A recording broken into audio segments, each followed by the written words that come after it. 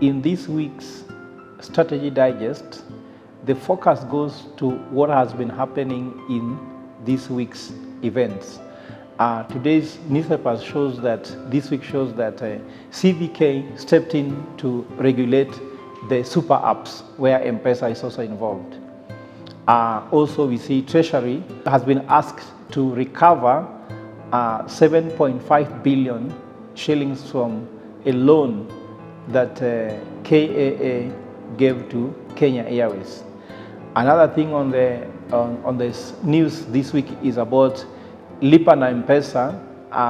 Details suffers a setback in the sense that there's a request that people don't have to see the names of those who are being paid with Lipa na M-Pesa. And also Airtel sells mobile cash unit stake for around 64.2 billion shillings. This is happening. We start realizing also that what is the trend of this week. So what can we make from this? What we can make from this is the question that, can Safaricom be disrupted?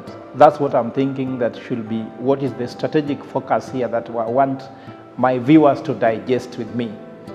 So first of all, if we want to know whether Safaricom can be disrupted or not, we look up and say, Safaricom has been dominant for more than 2, if not 3 decades in the telco industry, and that has been argued so much because of the application called M-Pesa that has been able to lock in customers.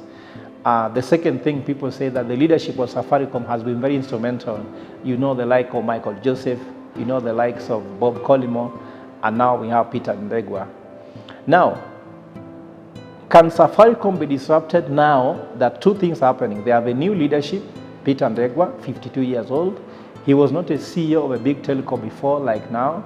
At the same time, Safaricom is facing challenges in what actually has been their, let's say, foundation, which is M-Pesa. First of all, leadership style of Ndegwa. When he came into the company, he came out with what is called a transformation agenda, which is called 2QK, let's go beyond. Is this overthinking? Did Safaricom need a transformation?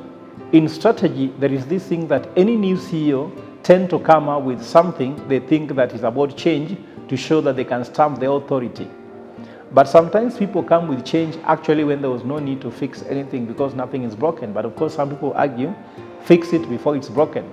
Nevertheless, these are strategic dilemmas that people face, and that's why the book which was launched last week called Strategic Thinking, Lessons from 1,000 Strategic Plan, picked one item on strategy's biggest dilemma. So is Safaricom facing strategy's biggest dilemma? Should they transform or should they not? And who should be able to help bring out this transformation? So let me just take you through whether Ndegwa is capable of transforming Safaricom at the moment. One, we start by asking ourselves, what are some of those qualities of transformation leadership? Does he have them? So for a leader to transform an organization, he should be able to have transformational leadership attributes. One of them is that he should be having curiosity. Is he curious enough? Maybe, maybe not. Is he communicative? Can he communicate his vision to people clearly and people understand it from the top echelon of the company up to down into the last person who are the sweepers in Safaricom? Thirdly, is he visionary enough to vision where Safaricom needs to go if they are to transform? Fourthly, is he charismatic enough to be able to bring the charisma within the Safaricom team to be able to walk within this change? Because we believe in leadership.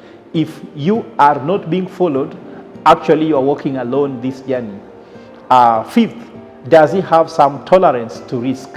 In the sense that transformation requires risk to be taken. So if you're not risk tolerant, you cannot be able to walk that path. Sixth, simplicity. Simplicity here means not that those people talk about humility, but simplicity means to communicate your ideas in a very simple and understandable manner. And lastly, does he have team first attitude, whereby he puts his team first? With the fact that Safaricom staff are having low morale in this kind of transformation he's trying to bring across, it shows that he's lacking some key attributes. For example, like I say, charisma, at the same time, team first attitude. So that is something that Safaricom has to fix. If they don't fix it, Safaricom has reached the peak, they'll start climbing downstairs. The second thing is that Safaricom, according to my view, mismanaged the succession that took place between the time when Bob Collymore passed on, may God rest his soul in peace, to when they took Peter Ndegwa. What happened? When Bob Collymore was running Safaricom, there was a feeling, there's a woman moment, that now women will take over leadership. And now with the country going on this direction, women factor has been talked about a lot. So Safaricom has missed the point to have a CEO, woman CEO, at the helm. Because no staff normally also see succession taking place from someone within. When a company is having a CEO who is about to retire, most staff normally think that the CEO will come from within. In this case, the CEO came from outside. We have seen this before, that could be a reason why the staff morale could go down. And learning from GE, whenever GE want to have a CEO and chairman being going through succession, GE normally pick from among many people, shortlist until they have 5 main people who any of them could be a CEO.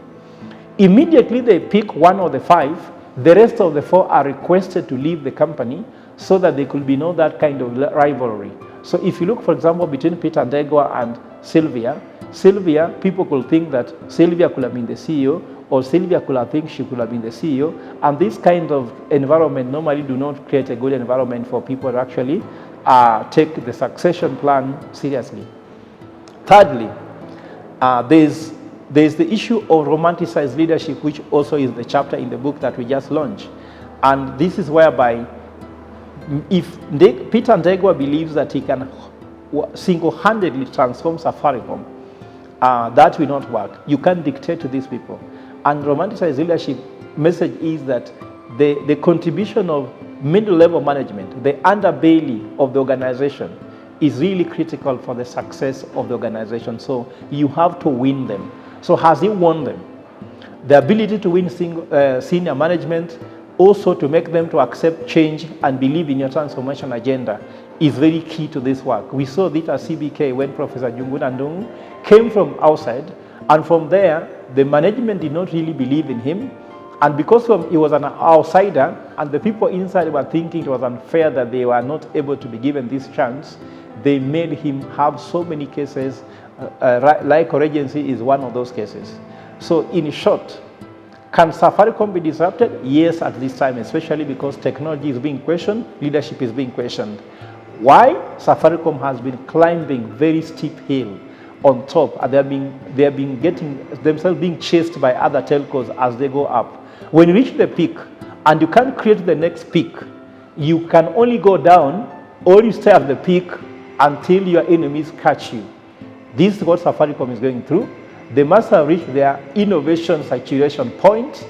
If they don't create the next innovation, the next peak, surely Safaricom will have a challenge at this time.